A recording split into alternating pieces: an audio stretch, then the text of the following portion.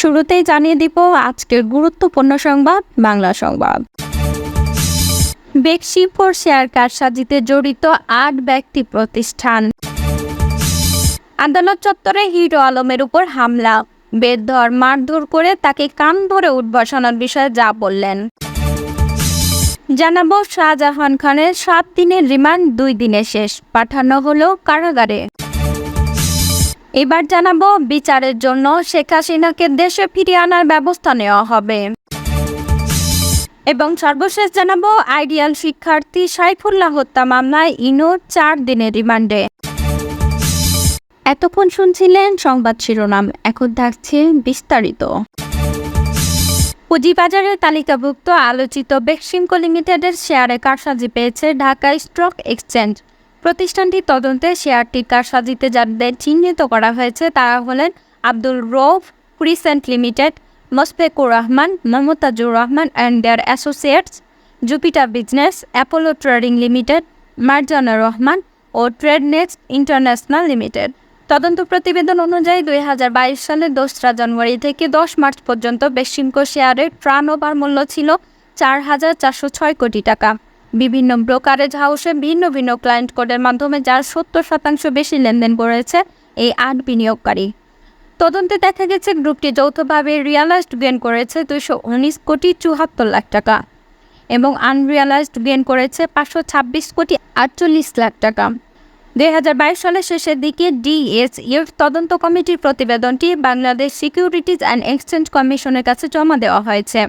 এরপর প্রতিবেদনটি সিবলি রুবায়েতুল ইসলামের নেতৃত্বাধীন কমিশনে আটকে আছে, কারণ কোম্পানিটি ক্ষমতাচ্যুত প্রধানমন্ত্রী শেখ হাসিনার বেসরকারি শিল্প ও বিনিয়োগ উপদেষ্টা সালমান এফ রহমানের মালিকানাধীন এবং কারসাজির সঙ্গে সম্পৃক্ত কোম্পানিগুলো তারই মালিকানাধীন।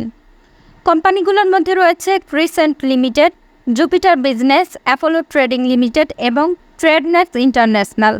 ২০২০ সালের ১৯ মার্চ বেক্সিমকোর শেয়ার দর ছিল ১১ টাকা ২০ পয়সা, যা ওই বছরের শেষ দিকে ২২ টাকায় লেনদেন হয়। তারপর থেকে শুরু হয় শেয়ারটির রেকর্ড কারসাজির গল্প। ২ মাসের মাথায় ২০২১ সালের জানুয়ারিতে দাম ওঠে ১০০ টাকা। এরপর একই বছরের শেষ দিকে দাম তোলা হয় প্রায় ৩ গুণ ১৯০ টাকায়। এ সময় দেখানো হয় রেকর্ড পরিমাণ মুনাফা, ঘোষণা করা হয় বড় আকারের ডিভিডেন্ড। প্রধান শেয়ার বাজার ঢাকা স্টক এক্সচেঞ্জের এক তদন্তে প্রমাণিত হয়েছে ২০২২ সালের শুরুর দিকে বেক্সিমকো শেয়ারের দাম কারসাজি করে ৮ বিনিয়োগকারীর একটি গ্রুপ ৮৪৬ কোটি টাকা রিয়ালাইজড ও আনরিয়ালাইজড গেইন করেছেন। ৪ ব্যক্তি ও ৪ প্রতিষ্ঠানের দলটি সক্রিয় লেনদেনের ভুয়া ধারণা সৃষ্টি করেছে, সিকিউরিটি আইন লঙ্ঘন করে কৃত্রিমভাবে ধারাবাহিক লেনদেনের মাধ্যমে শেয়ারের দাম স্ফীত করেছে, যার বেশিরভাগই নিজেদের মধ্যে লেনদেনের মাধ্যমে। ২০২২ সালে জুপিটার বিজনেস এবং ট্রেডনেক্স ইন্টারন্যাশনাল ফার ইস্ট ইসলামী লাইফ ইন্স্যুরেন্স কোম্পানি লিমিটেডের শেয়ার অধিগ্রহণের পর এটির বোর্ড যুক্ত করা হয়। দুটি কোম্পানি ফার ইস্টের বোর্ডে তাদের প্রতিনিধিত্বের জন্য বেক্সিমকো গ্রুপের সিনিয়র এক্সিকিউটিভদের মনোনীত করেন। ট্রেডনেক্স ইন্টারন্যাশনাল বেক্সিমকো গ্রুপের নির্বাহী পরিচালক মোস্তফা জামানুল বাহারকে মনোনীত করে। অন্যদিকে জুপিটার বিজনেস বেক্সিমকো ফার্মাসিউটিক্যালসের প্রধান আর্থিক কর্মকর্তা আলী নওয়াজ ও বেক্সিমকো টেক্সটাইলের জেনারেল ম্যানেজার মাসুম মিয়ার নাম সুপারিশ করে। এরপর বিএসইসি সিকিউরিটিজ আইন লঙ্ঘনের জন্য ট্রেডনেক্স ইন্টারন্যাশনালকে একটি সতর্কতামূলক চিঠি দেয়। চিঠিতে কোম্পানির ঠিকানা উল্লেখ করা হয় প্যারামাউন্ট হাউস, ৭ম তলা, পুরানো পল্টনের বক্স, কালভার্ট রোডে, যেখানে বর্তমানে কোম্পানিটির কোনো অস্তিত্বই নেই। এদিকে সিকিউরিটিজ বিধি লঙ্ঘন ও কারসাজির সঙ্গে জড়িত ছিলেন বলে অভিযোগ থাকা আব্দুল রৌফ নিজেকে বেক্সিমকো গ্রুপের একজন কর্মচারী, গ্রুপের ইন্স্যুরেন্স কনসালটেন্ট হিসেবে কাজ করতেন বলে দাবি করেছেন। শেয়ার কারচুপির অভিযোগের প্রসঙ্গে তিনি এক সংবাদ সম্মেলনকে বলেন, এ বিষয়ে আমি কিছু জানি না, শুধু কোম্পানির লোকেরা এ বিষয়ে আরও তথ্য দিতে পারবেন। কোম্পানির নামে খোলা বিও হিসাব অনুযায়ী আব্দুল রৌফকে ক্রিসেন্ট লিমিটেডের যুগ্ম পরিচালক হিসেবে উল্লেখ করা হয়েছে। এ বিষয়ে তিনি বলেন, বিভিন্ন সময় কিছু নথিতে আমার স্বাক্ষর দেওয়া হয়েছে, তবে আমি এ বিষয়ে কিছুই জানি না। ডিএসইর তদন্ত প্রতিবেদনে বলা হয়েছে, বেক্সিমকো শেয়ার কারসাজি সিকিউরিটিজ অ্যান্ড এক্সচেঞ্জ অর্ডিন্যান্স ১৯৬৯-এর ধারা ১৭-এর বেশ কয়েকটি উপধারা লঙ্ঘন করেছে। ধারা ১৭ লঙ্ঘন অনুযায়ী এটি একটি ফৌজদারি অপরাধ। বগুড়ায় আদালত চত্বরে আলোচিত ইউটিউবার আশরাফুল আলম ওরফে হিরো আলমকে কান ধরে উঠবস করানোর পর বেধড়ক মারধর করা হয়েছে। রবিবার দুপুর ১২:১২টার দিকে চিফ জুডিশিয়াল ম্যাজিস্ট্রেট আদালতের সামনে এ ঘটনা ঘটে। ঘটনার পরই এজন্য বিএনপি নেতাকর্মীদের দায়ী করেছেন হিরো আলম। তিনি বলেন, আমি মামলা করে নিচে আসার পর বিএনপি একটা দল আমার উপর অতর্কিত হামলা চালায়, আমাকে কান ধরিয়ে উঠবস করায়। এরপর আমাকে কিল ঘুষি মেরেছে মুখে ও মাথায়, বুকে ও শরীরের অন্য জায়গাও মারে। তাদের অভিযোগ আমি নাকি কোনো বক্তব্যে তারেক জিয়াকে গালিগালাজ করেছি। তবে হিরো আলমের মারধরের বিষয়টি অস্বীকার করেছেন বগুড়া জেলা বিএনপি সহসভাপতি আব্দুল বাসেদ। তিনি বলেন, হিরো আলম মামলা করতে এসেছিলেন আওয়ামী লীগ নেতাকর্মীদের বিরুদ্ধে, এতে বিএনপি তার উপর হামলা করবে কেন? আসলে বিএনপির ভাবমূর্তি ক্ষুণ্ণ করার জন্য এই অভিযোগ করেছেন তিনি। বগুড়া 4 আসনে 2018 সালে জাতীয় সংসদ নির্বাচনে প্রচারণার সময় মারধর এবং 2023 সালের 1 ফেব্রুয়ারি উপনির্বাচনে কারচুপির অভিযোগ এনে চিফ জুডিশিয়াল ম্যাজিস্ট্রেট আদালতে মামলা করেন হিরো আলম। মামলায় তিনি আওয়ামী লীগের সাধারণ সম্পাদক ও সাবেক সেতুমন্ত্রী ওবায়দুল কাদের, বগুড়া 4 আসনের সাবেক সংসদ সদস্য রেজাউল করিম তানসেন ও সাবেক প্রধান নির্বাচন কমিশনার কাজী হাবিবুল আউয়ালকে আসামি করেন।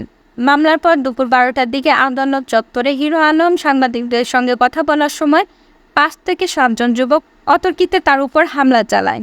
তারা হিরো আলমকে বেধড়ক মারধর করে আদালত চত্বরের বাইরে সড়কে নিয়ে গিয়ে কান ধরে উঠবোস করায়।